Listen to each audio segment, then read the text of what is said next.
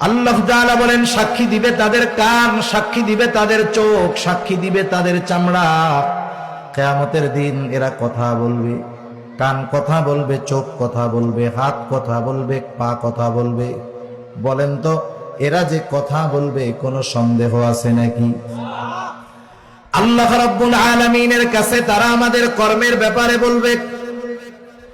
হায়াতের জিন্দেগি 60-70 বছর হায়াত পাওয়া মানুষের কাছে জিজ্ঞাসা কইরেন, চাচা দাদা 80 বছর 70 বছরে দুনিয়ায় আপনার হাত বা চোখ কান কোনোদিন কথা বলছে নাকি?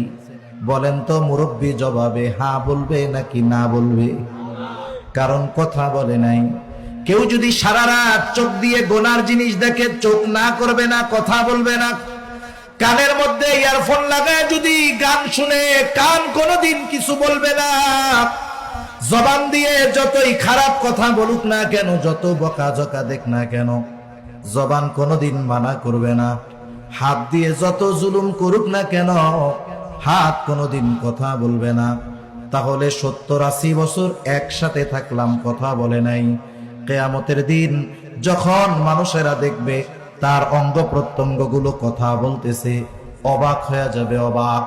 অবাক হয়ে প্রশ্ন করবে, ক্বালু লিজুলুদিহিম লিমা শাহিদতুম আলাইনা। বলবে, চামড়া কেন তোমরা আমাদের বিপক্ষে আজকে সাক্ষী দাও? কেমন যেন সে বলতে চায়, দুনিয়ায় তো কথা বলতে পারতা না, আজকে কেমন করে কথা বলো আর আমাদের বিপক্ষে কেমনে তোমরা সাক্ষী দিচ্ছ?